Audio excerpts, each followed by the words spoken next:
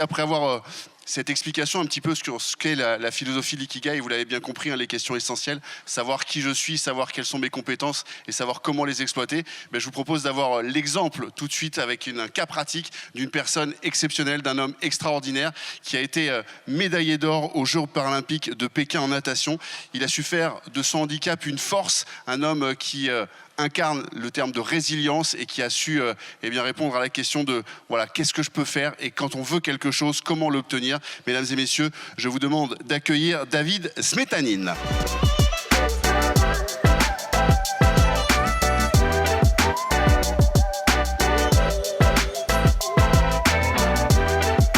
Je te laisse la parole pour nous expliquer un petit peu ton parcours. Vous allez voir, il y a beaucoup de choses à retenir, beaucoup d'émotions et beaucoup de motivation, beaucoup d'ambition dans le parcours de David Smetanin. C'est à toi et de nous faire rêver sur cette vie que tu mènes désormais. Oui, j'ai plutôt tendance à faire rêver les gens avant. Maintenant, c'est différent, je transmets. Bonjour à tout le monde. Je suis ravi de voir toutes ces personnes dans la salle, même si je suis bien ébloui par les lumières. J'ai un parcours, comme on l'a dit à l'instant, d'athlète de haut niveau, avec un point commun à beaucoup d'autres. J'ai toujours une petite flamme qui a brillé dans mes yeux, en fait, et qui a été le point de départ de tout. Les symboles olympiques, la flamme olympique, la chance d'avoir pu la porter d'ailleurs à Paris 2024, mais toutes ces choses qui ont un sens pour nous et qui sont vraiment très, très importantes. Et puis, malgré un grave accident qui m'a vraiment, comme on dit, coupé l'herbe sous le pied en 95, on se retrouve dans une situation très particulière où vous n'avez plus d'identité, vous n'avez vraiment aucune idée de ce que va être le lendemain, pas de projet à l'avenir, c'est difficile d'en faire puisqu'on ne sait pas ce qui se passe, qu'on est complètement paralysé et dans tous les sens du terme, autant sur le plan physique que mental. Et le sport a été, alors je me permettrai le jeu de mots, mais une véritable bouée de secours pour moi, une bouée de sauvetage pour refaire surface et une façon de reprendre d'abord le sport comme but thérapeutique, la natation en particulier, qui est un sport vraiment fantastique pour ça. Puis ensuite, la capacité de pouvoir avoir toujours ce rêve au bout des yeux, j'allais dire au bout du nez, au bout des yeux, et de pouvoir me relancer dans une carrière sportive. Mais la natation a été un élément vraiment déclencheur parce que ça a été vraiment le point d'ordre de tout, dans le sens où je retrouvais enfin l'identité du sportif que j'étais avant. Je ne pouvais plus être champion olympique, mais je pouvais être champion paralympique. Et 2004 Athènes donc, ont été vraiment mes premiers jeux. Une première médaille le dernier jour pour 16 centièmes, c'est même pas un ongle, face à un garçon qui était triple champion paralympique, qui allait être plus tard mon rival, ami et rival de toujours. Et cette médaille m'a fait prendre conscience que j'étais capable. Donc l'idée, c'était plus de se dire je peux réaliser quelque chose de grand, une médaille. C'est plutôt de se dire si je m'entraîne très sérieusement, jusqu'où je peux aller. C'est ça qui est important. Est-ce que c'était un point de départ? Est-ce que c'était un aboutissement en soi? Pour tout athlète olympien, paralympien, une médaille, c'est l'aboutissement d'une carrière. Médaille de bronze, ce n'était pas suffisant pour moi. Donc l'idée, c'était d'aller chercher quelque chose d'un peu plus fort, d'un peu plus conséquent. Et puis, un palmarès qui a duré 24 ans, 24 années de carrière internationale, 6 jeux, notamment une clôture à Paris, il y a un an, lors des Jeux paralympiques de Paris 2024. Et une chance, comme je le dis souvent, de finir au bon endroit, au bon moment et avec les bonnes personnes. Voilà, un choix qui est toujours difficile à faire de fin de carrière, mais un choix qui est extrêmement important aussi. Un choix que j'ai fait, on ne me l'a pas imposé. Or, pour beaucoup de sportifs, c'est souvent le problème. Soit les résultats, les contre-performances, soit une certaine lassitude, soit une certaine routine dont on a marre, on a envie de faire autre chose. Dans un sport qui est très contraignant, la natation, on se lève très tôt le matin pour nager une première séance, parfois à 7h, 6h30, ça dépend. Et l'autre fois, un peu plus tard. Et puis la deuxième, à 15h30 généralement jusqu'à 17h30, ça fait environ 28 heures d'entraînement par semaine, entre 40 et 50 000 km dans ma carrière, le tour de la planète. Donc beaucoup de travail, mais là où certains voient l'entraînement comme une routine qui devient une lassitude, faire des longueurs dans un bassin avec des carreaux en permanence, etc., moi je l'ai pris comme quelque chose qui me rassurait. Et en 2008, le 7 septembre 2008, je suis la première médaille française en or sur le 100 mètres nage libre, comme celle de mon cher ami et vice-président de mon club à Antibes, Alain Bernard, qui était champion olympique ce jour-là aussi, enfin cette année-là, pardon, à cette Olympiade-là aussi, et qui, en fait, m'avait dit, voilà, David, on a mis le feu à la piscine, maintenant il n'y a plus qu'à, hein. Comme si c'était une évidence que j'allais gagner cette médaille d'or. Voilà, mais malgré la pole position le matin en série, une très belle performance, un record d'Europe, j'avais besoin encore de me rassurer et d'être capable de pouvoir trouver une solution pour me dire, tu seras champion olympique ce soir, ou champion paralympique en tout cas. Et c'est vrai que chaque détail compte, et malgré tout, je me suis rabâché plusieurs fois dans la journée, dans la matinée, en me disant il reste une course, quoi. Plus qu'une seule, une fois 100 mètres, alors que j'en ai fait des milliers à l'entraînement pour me dire que j'avais la chance d'avoir ce titre au bout des doigts et un titre qui allait me faire basculer du bon côté, voilà, qui allait me renvoyer en tant qu'athlète de haut niveau et qui allait me proposer une image qui était une image beaucoup plus complète, beaucoup plus pertinente de la personne en situation de handicap. Le fait de générer de la performance quand on est handicap, c'est important aussi. Montrer qu'on est d'ailleurs bien utile à la société, qu'on est inséré, mais surtout qu'on est acteur de performance. Et ça, pour moi, c'était essentiel. Voilà. Un compétiteur, c'est un compétiteur né qui a vraiment envie de créer de la performance, de la valeur ajoutée, et pas uniquement parce qu'il a les médias à un moment donné où les feux, voilà, la lumière sur soi, parce qu'on a vraiment envie de cette médaille pour ce qu'elle valorise et ce qu'elle représente pour nous. Pour ceux qui me demandent souvent, mais alors ça fait quoi les champions olympiques? Quand je touche le mur la première fois sur ce 100 mètres à Pékin, il y a eu peut-être 10 ou 15 secondes où j'ai la main tendue contre le mur et la tête en bas dans l'eau, en me disant ça y est, c'est fait, quoi. Et ça a d'abord été un soulagement plus qu'un moment de bonheur. Soulagement de toutes ces années de travail, de tout ce travail accompli, pour enfin réussir à être champion paralympique. Voilà, et puis une prise de conscience incroyable en me disant ça y est, maintenant tu sais que tu peux le faire, on va continuer, etc. Et puis, voilà, 6 fois les Jeux, 158 titres de champion de France. Je suis aujourd'hui le Français le plus titré, olympique ou paralympique confondu. En or, non. On a un certain Marc Frotta qui a récupéré une 6e médaille en biathlon il y a quelques jours. Aujourd'hui, le relais français champion olympique en par équipe. 9 médailles en tout pour cette belle discipline. Il y a toujours mieux que ça, en fait. Mais voilà, c'est ce qu'on accomplit qui compte, non pas pour le palmarès que ça représente, non pas uniquement pour les médailles, mais parce qu'on met aussi en avant, c'est-à-dire les émotions que l'on peut transmettre. Et finalement, toutes et tous qui sont ici, voilà, vous allez dire, j'ai rencontré un athlète qui est super médaillé, qui a plein de belles choses, champion olympique du 100 mètres, du 50 mètres, du 200 mètres. C'est bien tout ça, mais en fait, vous retenez quoi à la fin? Vous retenez uniquement les émotions, ce qu'on fait passer comme message quand on va gagner une course. Le fait de rassembler les Français derrière nous, de rassembler tout le monde, même les gens qui ne sont pas fans de sport se disent c'est fantastique, ça sont les Jeux, c'est extraordinaire.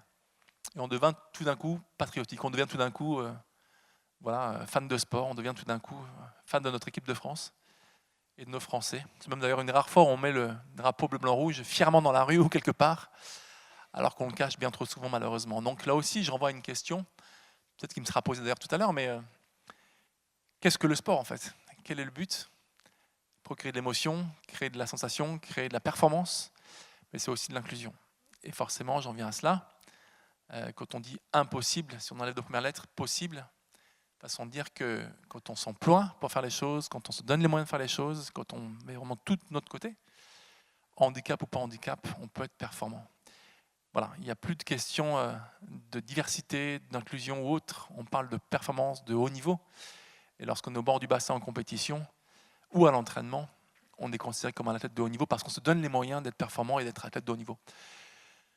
Donc fini le temps où on se disait alors il a une histoire incroyable, il a eu un accident de la route, quelle histoire, c'est fou, etc. Bien sûr que ça fait partie de notre parcours, c'est évident. Mais dans ces éléments-là, on va chercher surtout une force particulière qui est une force qui nous amène vers le plus haut niveau. C'est un choix d'être athlète. Sinon, ça veut dire que tous les athlètes dans la rue que vous voyez faire un footing, ils ont été champions olympiques de marathon? Bien non. Bien sûr que non. Ou tous les gens que vous allez croiser à la piscine, n'est-ce pas? Sont tous des champions olympiques? Non. C'est pas parce qu'on a un handicap et qu'on fait du sport qu'on est champion paralympique ou qu'on est paralympien. On l'est parce qu'on fait ce choix-là et qu'on réussit cette performance avec tous les sacrifices et les choix que ça demande aussi. Alors j'utilise toujours les deux mots, choix et sacrifice, parce que dans ce que j'appelle le leadership résilient, il faut vivre les choses pour les transmettre, pour en être sûr, et parce qu'un leader a vocation à montrer l'exemple. S'il n'a pas vécu les choses et s'il n'est pas sûr de ce qu'il fait, il ne vaut mieux pas s'appeler leader. Sinon, vous prenez une grosse responsabilité sur soi, sur vous, et c'est un risque qui n'est pas mesuré, c'est un risque qui n'est pas valable, c'est un risque qui est inutile. Alors que l'inverse, quand on a, et encore une fois, peu importe le handicap, voyant en moi le sportif uniquement, avec ses différences bien sûr, c'est une particularité, un fauteuil roulant, etc., mais l'athlète qui s'est donné les moyens de réussir et qui a mis en place des choses stratégiquement et d'un point de vue managérial pour réussir. Là, de ce côté-là, quand on fait les choses et qu'on a réussi, on a la même crédibilité, on a le même engagement, on a la même force de conviction aussi, les mêmes émotions et la même inspiration que l'on peut proposer autour de soi, comme j'espère pouvoir vous inspirer aussi dans mon discours et dans ce que j'ai pu dire aujourd'hui. Malheureusement, il y a un fait parallèle aussi qui est trop souvent fréquent. On a tendance à être un peu infantilisé quand on est en situation de handicap, un petit peu trop. Voilà. Des fois, c'est de bon augure, des fois, c'est une belle intention. Parfois, c'est une façon de dire, voilà, on pense aussi à vous, on ne vous oublie pas, etc. Mais la responsabilité est d'abord celle de la personne qui se connaît mieux que personne, justement, et qui essaie de construire quelque chose de ses propres mains, de sa propre force, avec ses faiblesses aussi, pour aller trouver à chaque fois des solutions pour réussir et pour progresser. Il y a quelques adages dont je me suis servi, des phrases qui m'ont inspiré. Une première dans laquelle je m'identifie alors pleinement. En numéro 2, voilà, la phrase est la suivante. On dit souvent que le pessimiste voit en chaque opportunité une difficulté, alors qu'à l'inverse, l'optimiste, lui, voit en chaque difficulté une opportunité. Et comme je vous le disais à l'instant, je fais plutôt partie de la deuxième catégorie de personnes, parce que c'est une façon de pouvoir transformer l'essai et de se démarquer des autres dans une société où on est souvent en concurrence, on est souvent entraîné de la même façon, on a envie de la même chose. Et quand on fait un peu plus que les autres, c'est là où on réussit, c'est là où on est performant justement. Donc toutes les personnes qui sont ici, jeunes ou moins jeunes, osez rêver, vous aussi. Je dis souvent que si on ne rêve pas, c'est qu'on n'a pas vécu. C'est dommage de se priver de choses comme ça qui sont incroyables, que la vie nous offre. On a bien sûr la possibilité de rêver de différentes choses, professionnelles, sportives, personnelles. Il n'y a pas de mauvais rêves, il n'y a pas de mauvaise victoire, il n'y a pas de mauvais challenge. Il y a ceux qu'on réussit et ceux qu'on abandonne. Et peu importe votre motivation, peu importe votre objectif, l'idée et la force que l'on a, et cette vraie notion de résilience dont je parle beaucoup en conférence, elle est valable et elle s'identifie vraiment à votre résultat dès lors que vous êtes donné les moyens d'y arriver.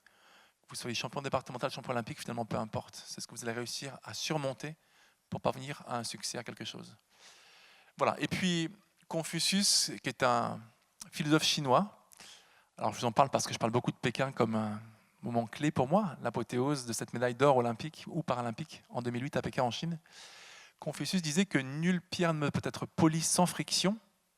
Quand on peut polir quelque chose, il faut frotter. Tout comme nul homme ne peut pas faire son existence sans difficulté ou sans échec. Voyons en cela quelque chose qui est tout à fait concret, pragmatique. Personne, je dis bien personne, même les meilleurs au monde, dans toutes leurs disciplines confondues, virtuoses, pianistes, artistes, sportifs, peu importe, personne ne réussit sans échec. Il y a ceux qui abandonnent, puis il y a ceux qui lèvent la tête en disant « c'est une difficulté supplémentaire, mais elle va me permettre de me démarquer et d'être justement meilleur que les autres. » Voilà, ça c'est la réflexion d'un optimiste, l'optimiste que je suis, le rêveur que je suis aussi, qu'on pourrait parfois dire vivre un peu dans le monde des bisounours. Mais voilà, la vie est belle, plein de petits signes qu'on a, qu'il faut provoquer, qu'il faut retrouver. La chance, elle sourit aux audacieux, la chance, elle est aussi elle sourit, elle est aussi celle qu'on peut retrouver pour les gens qui la provoquent. Et je dis souvent en conclusion de mes conférences que le trèfle à 4 feuilles que vous connaissez tous, qui est un symbole de chance, tout comme certains disent, oh là là, c'est vendredi 13, ça porte malheur. Et pourquoi malheur? Et pourquoi pas bonheur?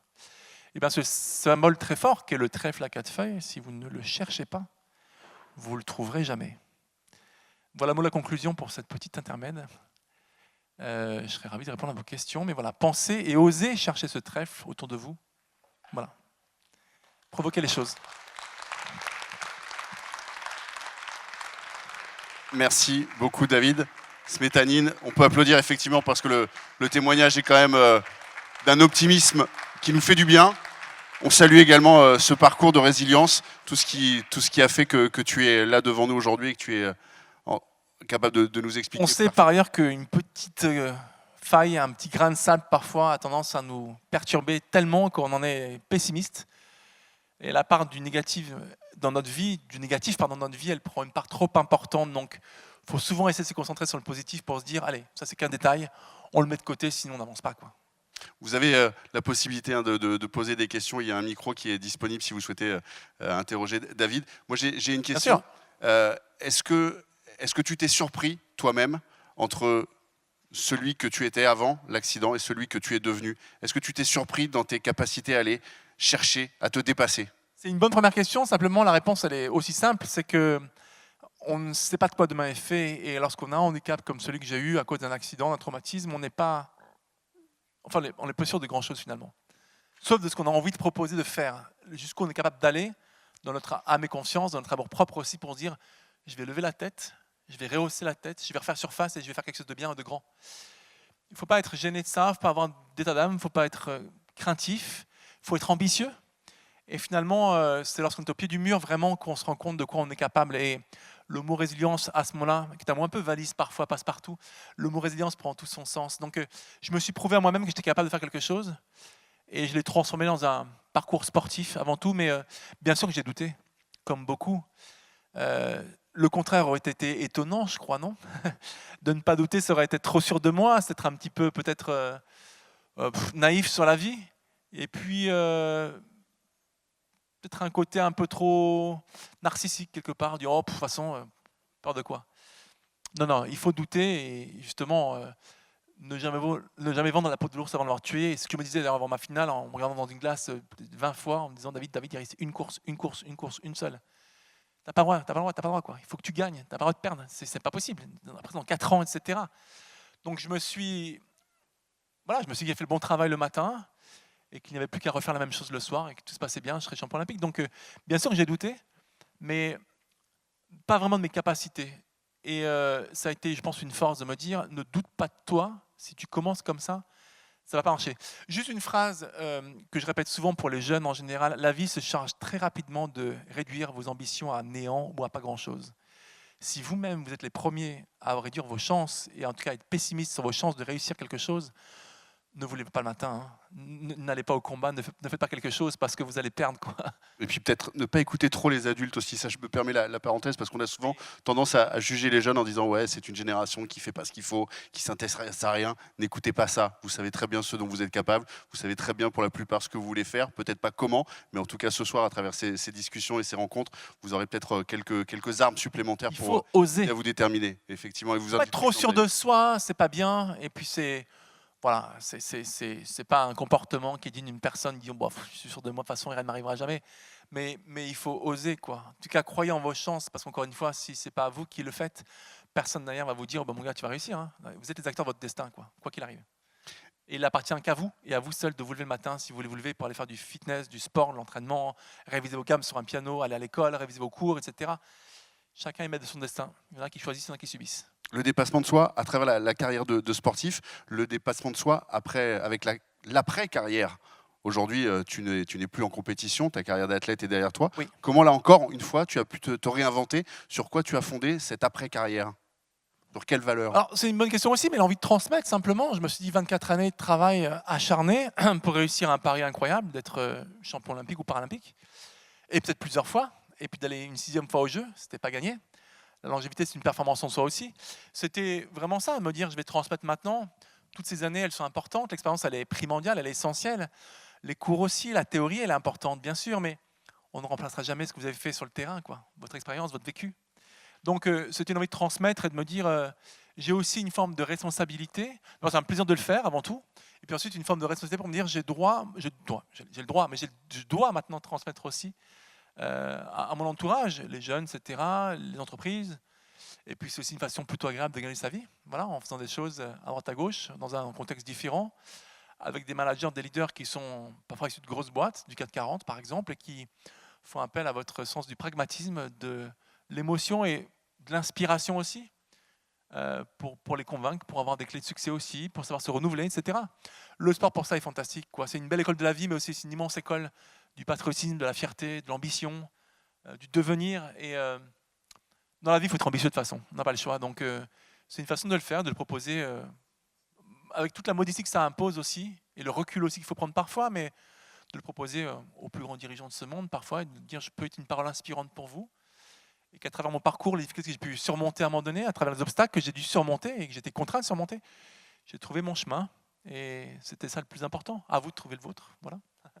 Merci beaucoup David Smetanine pour ce message de résilience et ce message d'optimisme. J'espère que vous avez apprécié. Un champion paralympique, double médaillé d'or aux Paralympiques, c'est toujours un plaisir et on a beaucoup de choses à apprendre auprès des athlètes, quels qu'ils soient, et on a été ravis de vous accueillir et de vous avoir ce soir sur ce Modix. Merci. On a quelques questions dans le... une question, pardon. On a quoi comme timing? On a 5 minutes, 2 minutes, 3 minutes? On a toute la soirée. Ah mais super. Il y a juste un match du PSG à 21h, je pense que certains vont nous quitter à un moment donné, mais on est là encore on a du temps. Mademoiselle, c'est à vous pour une question.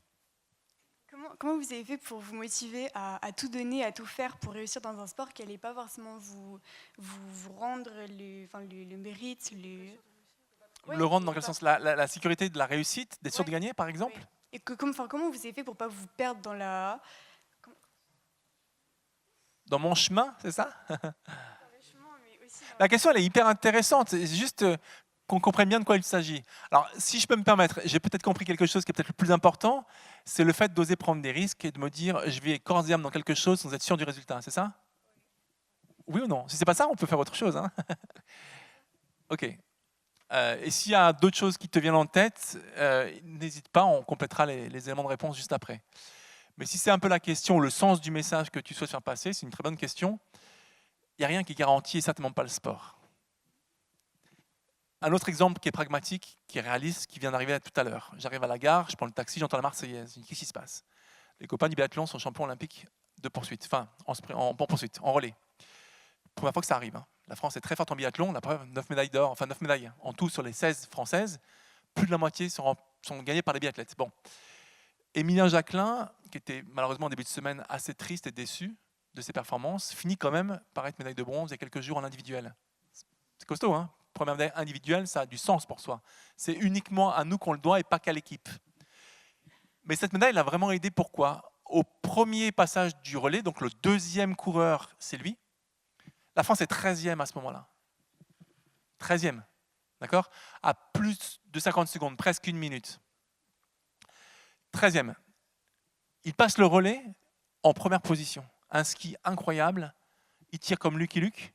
5 couchés dans le 1000, 5 debout dans le 1000. Et il redonne le relais à son troisième, Quentin Fillon-Maillet, qui avait une confiance incroyable à ce moment-là, parce que champion olympique en mix, champion olympique, bon, plusieurs belles médailles cette semaine. La France est champion olympique ce soir. Donc si ça vous est vaincu à un moment donné en disant j'ai contre vents et marées contre moi, il y a le ski qui ne va pas, on est 13e, il faut mettre tout dans le 1000 pour espérer quelque chose, bah, ça ne marche pas, la pression là est énorme. Il a pris les choses différemment. En disant je vais skier, ça ne skie pas très vite, je ne vais pas attendre. Moi c'est un peu pareil ce que j'ai fait dans ma vie. Je me suis dit, je suis au pied du mur. Qu'est-ce qui peut m'arriver de pire aujourd'hui? Le sport, ça reste un jeu. Hein. C'est les jeux, c'est important. Il y a une pression énorme au jeu. À midi, pendant la sieste, au matin, on a les séries, on rentre au village, on mange, on dort et on repart pour les finales le soir. On reconstruit tout. Hein. Un échauffement, une motivation, une course complète pour dire, je n'ai qu'un résultat de ce matin, mais ce n'est pas une garantie d'être champion olympique. C'est une possibilité qui va quand même du bon côté des choses parce que j'ai le meilleur chrono du matin. Ok. À midi, j'entendais la Marseillaise. Je me voyais déjà sur le podium. Je me dis, mais David, dors, quoi. Arrête, repose-toi, arrête de penser à toi, enlève ça, quoi. Parasitaire, tout ça. Et je me suis juste dit, tu vas reconstruire quelque chose avec un acquis qui est déjà fait à 50%. Tu n'as plus que 50% des chemins à faire. Donc, il n'y avait aucune garantie, mais je me suis donné les moyens pour me dire, personne ne m'arrêtera. Elle est pour moi, celle-là. J'ai tout fait pour arriver à ce résultat-là. J'ai tout mis en place dans mon esprit et physiquement, dès le matin, pour arriver à ce résultat-là. Malgré les parasites, malgré la pression, etc. Ce sont des petites choses qu'on construit qui s'ajoutent au fur et à mesure. Comme on dit souvent, le diable se niche dans les détails. Ça veut dire que chaque détail que tu peux améliorer, chaque chose que tu peux faire tous les jours en disant « je serai meilleur demain pour telle raison », tu as mieux mangé, tu as mieux dormi, tu as mieux travaillé, tu as mieux révisé tes cours, tu as mieux dansé, tu as mieux joué, tu as fait tout ce qui concerne ta vie actuelle. Dès que tu fais quelque chose d'un petit peu mieux, tu tends à ce que ce soit mieux à la fin. Donc l'important, ce n'est pas de dire « le résultat il va être comme ça », on n'en sait rien. Et même moi, je ne le savais pas. J'espérais et j'ai tout fait pour. Alors maintenant, je te retourne une question. Tu auras la réponse comme ça. Si le matin, tu te lèves pessimiste en disant « oh là là, c'est une montagne devant moi, c'est quand même mal barré », est-ce que tu penses que tu as une chance de réussir quelque chose? Non. Tout le monde est d'accord. Si par contre, tu te dis « bon, hier, je n'ai pas été très bonne, aujourd'hui, j'ai fait ça en plus, qui est quand même vachement mieux, quoi. Est-ce que j'ai un peu plus de chance de réussir quelque chose ?» La réponse est oui. Ça te va? Donc il y a une prise de risque qui est énorme, encore plus dans le sport, mais c'est ça qui rend le sport beau, l'esprit olympique, le fait d'être fier de ce qu'on a réussi. Et c'est en ça qu'on va, nous, en tant qu'athlètes, notamment, chercher dans chaque difficulté une opportunité. En quoi? D'être champion olympique, parce que ce n'est pas le cas de tout le monde. Voilà. Une dernière question, David, parce que oui. quand on a l'âge de notre audience ce soir, voilà, 15 ans, 20 ans, un peu plus pour certains, le doute, forcément, est permanent. Qu'est-ce que je vais faire? De quoi j'ai envie? Ces questions qui on a du mal à répondre à ces questions. Toi, à travers ton parcours, comment tu chassais le doute? Comment tu as réussi à vaincre le doute qui, c'est sûr, à travers tes performances, à travers les difficultés de ton parcours d'athlète, t'ont forcément parfois envahi? Oui, alors juste un élément de fond, le David que vous voyez là, qui vous parle, qui a aujourd'hui la même ambition en tant que conférencier, en tant que chef d'entreprise, en tant qu'acteur de plein de choses, qu'il était dans la compétition. En fait, la compétition m'a formé mon caractère, mon optimisme, mon envie de réussir, maniaque, mon ambition, etc. Ça, c'est important aussi pour dire que J'étais plein de doutes comme tout le monde, mais j'ai construit mon parcours en me disant je vais les chasser grâce à ce que j'ai accompli. Et en fait, j'ai juste pris le résultat d'une somme de 24 années de carrière en me disant tout ça, c'est pas du vent, quoi. Tout ça, c'est pas imaginaire. J'ai vraiment fait ça. Une fois, je me retourne, je me dis mais tu as fait 6 fois les Jeux, tu as 9 médailles paralympiques aujourd'hui, il y a 10 médailles au championnat du monde, un triplé en or, il y a 10 médailles ou 13 médailles au championnat d'Europe, il y a un triplé en or aussi. Toutes ces choses-là, elles sont construites, elles sont bien réelles. J'ai juste fait en sorte que tous les jours à l'entraînement, je fasse un peu mieux chaque jour. Chez nous, on dit souvent que les semaines qu'on réussit à l'entraînement, on les a tuées et on les met à la banque. Ça, c'est capitalisé. Et puis on avance au fur et à mesure. Et on avance parce qu'on est mieux psychologiquement, mais mieux physiquement aussi. Tout ce qu'on a construit chaque jour. Et bien, cette somme globale qui m'a permis d'avancer, alors jour après jour, semaine après semaine, Olympiade après Olympiade, ça a été très long. Je n'ai pas été champion olympique du jour au lendemain comme ça. C'était très long. Mais par contre, toutes ces choses-là, tous ces éléments, je m'en sers aujourd'hui en entreprise de façon spontanée parce que, ou même dans l'intervention, parce que c'est moi qui l'ai construit, quoi. Donc je sais quoi je parle. Et là, le leadership résilient prend tout son sens. J'ai construit quelque chose, ça a marché, je peux en parler, je me sens assez légitime pour en parler. Merci beaucoup, Merci David Smetanine. On peut l'applaudir. Est-ce qu'on a répondu à ta question? Est-ce que tu as une passion dans la vie? Je fais de l'apnée en club, du coup c'est par rapport à la natation et tout. C'est pour ça Tu fais quoi? De l'apnée en club, c'est pour ça que j'avais des questions. L'apnée en club. Ah, de l'apnée C'était en ça la club. question. Pourquoi tu as choisi la natation? Pourquoi quand on arrive à sportif? Quel genre d'apnée? Du coup un peu de tout, parce qu'il y a trois sports dans l'apnée. Il y a le no limit, il y a l'apnée en piscine, il y a l'apnée statique, il y a le dynamique, il y a plein de choses. Du coup en piscine on fait surtout du D'accord. dynamique. Alors pour ton information, j'ai travaillé pendant quelques années avec Stéphane Toureau. Oh c'est vrai? Voilà. Ouais, c'est marrant. Tu sais qui c'est? Oui, c'est... Stéphane m'a aidé aussi à travailler mon mental comme ça, en me disant, tes 15 derniers mètres, tu n'as pas besoin de respirer. Et dans mon cas, comme je n'ai pas les jambes derrière, d'être bien droit, bien aligné, c'était hyper important. Je lui dois peut-être une sélection pour les Jeux parce que c'est dans les 4 derniers mètres que ça s'est joué et c'est là où je ne bouge pas la tête. Donc, il n'y a aucune garantie, lui aussi, quand il descend quelque part. Il fait tout pour se préparer correctement, il fait tout pour être zen, pour être reposé et pour aller au fond. Petite pensée aussi à Alice Mondolo, que j'aime beaucoup, qui est une amie et qui est une des premières femmes à avoir descendu sous les 100 mètres. Il n'y a aucune garantie et puis il y a une sécurité en jeu derrière. Par contre, ils font tout ce qui est possible pour éviter la catastrophe, pour éviter les bêtises, en maîtrisant les choses, en contrôlant les choses. Dans un sport, on parle beaucoup de maîtrise et de contrôle, donc il faut t'en servir au quotidien. Très Ouais, et important. là, je te conseille de scanner effectivement le QR code, ou comme tous, d'aller aux ateliers, parce que à travers cette passion-là, tu vas pouvoir justement trouver peut-être ce qui pourra te motiver en tant que projet Et on en professionnel. reparlera, et je suis Voilà. connecté sur les réseaux aussi, comme vous tous, on en parlera, et je peux même te mettre en relation avec Stéphane avec grand plaisir si tu veux, ou Alice, elle sera un plaisir d'aider à avancer dans l'aspect mental, ou même d'en discuter après, je reste par là dans un moment.